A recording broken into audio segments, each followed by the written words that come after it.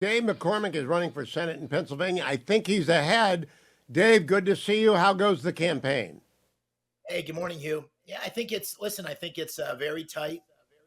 I'm the underdog, but it feels like we got good momentum, and we're looking to close out strong in the next 7 days here. This is a honestly the Keystone States become the focus for the presidency and the Senate, and there's been a huge momentum shift, and I think it's because people see the contrast between a guy who's a 30-year career politician who's been weak and extremely liberal in his voting record against a guy who's a political outsider, a seventh generation Pennsylvanian, a West Point graduate, a combat vet, and a business person. And people want change. They don't want the status quo, and I'm the change candidate. But I got to finish strong. Yeah, you got to run through the tape. I want to start by with a story that has not been covered much in the national news, David. Chicago Jewish man on way to synagogue shot by attackers shouting Allah Akbar.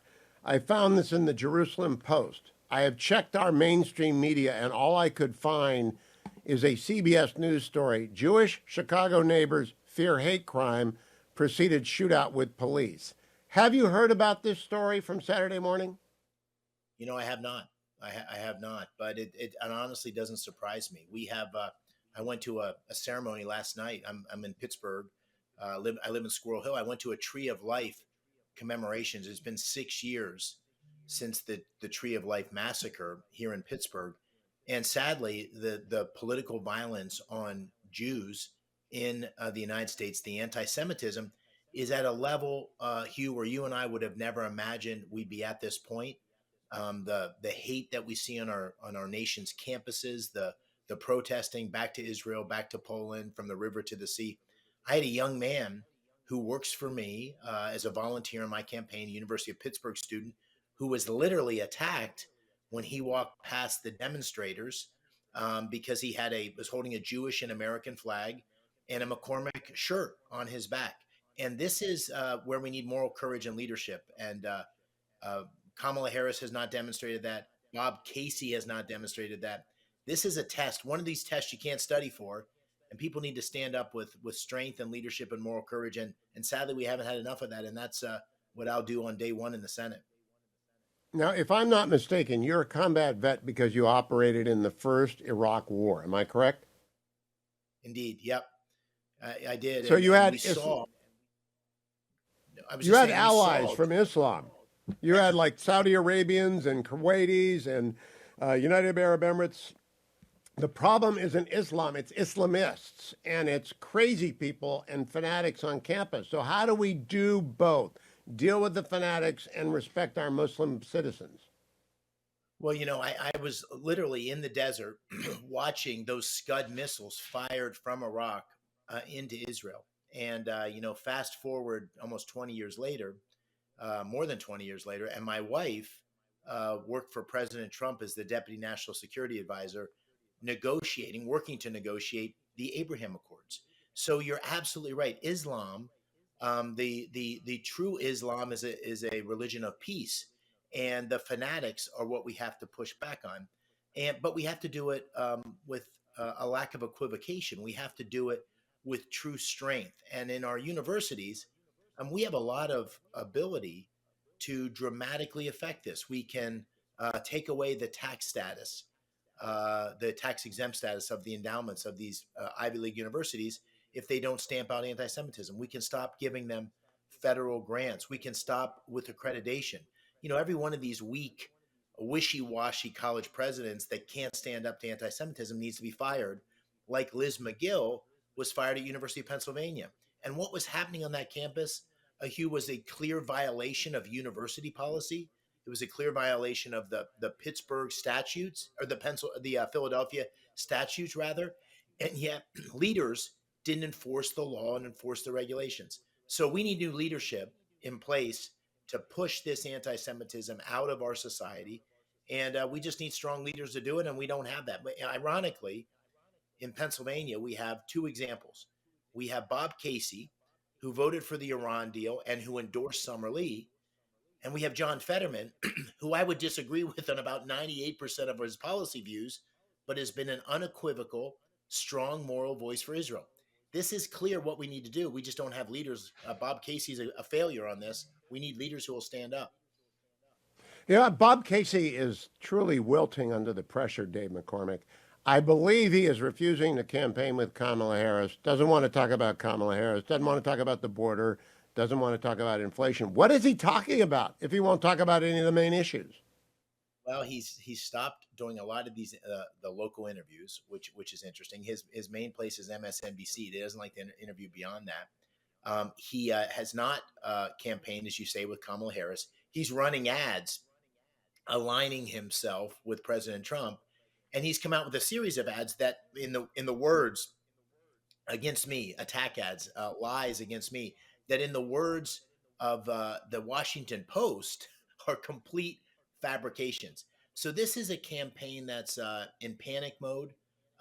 This has been the Casey legacy for 30 years. He's been in elected office, the Casey dynasty, and he's now under pressure, and the momentum shifting, and he's panicking. And this is a guy who hasn't done anything in 30 years, but has increasingly, what I like to say on the campaign trail, Casey went to Washington in the Senate to change Washington. Washington changed Bob Casey. And so I'm keeping the pressure on. Pennsylvanians deserve a Well, leader Dave, who's going to fight for them, independent voice. what do the early votes tell us about the Pennsylvania electorate in this cycle? Have you been able to tease any data out that makes you feel like you got the wind at your back? I definitely have the wind at my back. By any measurement right now, the gap, Democrats are going to win early voting, mail-in ballots, but by any measure, it's going to be a lot less than it was in 2020 or 2016, and there's a lot more Republicans coming out to early vote and a lot less Democrats. So that's a good sign. But listen, I am. There's only one way to do this, which is keep the pressure on. This race is up for grabs. It's going to change the future of the country if President Trump can win here and I can win here. Change the direction of the country. That's how important Pennsylvania is. And so I'm keeping the pressure on, but early signs are encouraging.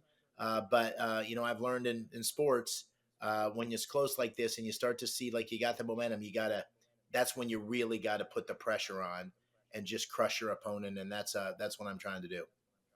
Let's talk about contributing to the campaign because you got more media markets than I have fingers to count on. I don't know how anyone runs a campaign in Pennsylvania when you've got to go from Scranton to Pittsburgh and I mean, Erie. You've got media markets in Pennsylvania Everywhere. that are very distinct. How much do you have to spend a week and where do people give money? Oh, it's millions and millions per week. We have 6 major media markets. And Bob Casey's been squealing about how I've got all this financial support. Bob Casey's going to outspend me by $100 million, Hugh. Holy That's the smokes. Democratic juggernaut. It's unbelievable. Your listeners can help me, and I'd be so grateful if they would at davemccormickpa.com. I don't need to have as much money. I just need to have enough money to make sure people know who I am and what I stand for. I think they want change, and I'm the change candidate. And listen, these rallies are getting bigger and bigger. We got a week to go, and not only would I appreciate their money and their vote and their prayers and the signs on their lawns, but I'd love to have them come to visit one of these events across our great Commonwealth. Now, Dave McCormick, I had President Trump on last Thursday, and we closed the interview. I talked to him for 28 minutes. He spent the last 3 minutes talking about you, how you were on the stage with him right before the assassin killed Corey Compatore and almost killed President Trump, and that he's doing everything he can to help you. So I know that Trump-aligned voters will turn out for you. But there's some independents and people who won't vote for Trump that you need to vote for you as well. I want to talk about what you would bring to the Armed Services Committee because I assume you would serve on armed services. Our contracting at the Pentagon is broken beyond repair. What would you do to try and get that right? Well, listen, I'm not talking about any committees because I got to win this race, but I do know something about this issue, and I'd say 2 things. Number one, we have a monopoly where there's a handful of defense contractors who dominate and provide all the capabilities to the Defense Department, and up and coming firms. It's almost impossible to break through the regulation or red tape. So we need to make it much easier to do business with the Pentagon. We need to eliminate the zero defects culture. The only way you innovate is you make mistakes and you learn from mistakes. So we need to promote officers in the procurement that are innovators and entrepreneurs. We need an entrepreneurial spirit. We need to get away from all this woke DEI ideology and focus on a single priority, which is lethality, war fighting, the capacity to destroy the enemy. President Trump's right. The best way to have peace is through strength, and deterrence is based on not only military capability but the willingness to use it. So we have completely changed the mindset of the Pentagon. In the end, Hugh, it's all about leadership. So we need the kind of leaders that are going to innovate. You look back in the history of the American military, we consistently fight the last wars. And when we've innovated, it's because we've had risk takers that have gotten in there and redefined what the future of warfare would look like and got away from the fact that the next war will look like the last one. It won't. And we see that now more than ever with China, which has a bunch of asymmetric capabilities. The next war, God forbid, if it were with China, is going to look radically different than the wars we've had in the Middle East. We need innovators that can visualize the future, and we simply don't have them right now. We need to promote them. We need a Secretary of Defense that's going to be an innovator, push the boundaries, not as some tired old general who fought the last war. And that's the kind of leadership I think President Trump will bring. We got 1 minute left, Dave. Can you summarize? Bob Casey's been there forever. I don't know if he's done anything. Does he have a single legislative accomplishment to his name?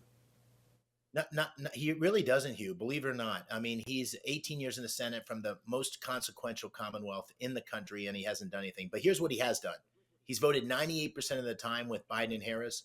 He's voted for the reckless spending that's driven up inflation. He's voted for sanctuary cities. He's voted against funding for the Border Patrol. He's voted for defunding the police. He's voted for males competing in women's sports. This guy, this all may work in San Francisco. I'm not sure. It doesn't work in Pennsylvania. And he is out of touch. He is not the guy Pennsylvanians elected 30 years ago when the Macarena was the number one song on the charts. He's a very different senator. And I think Pennsylvanians are starting to figure that out. And that's why I think I'm going to win.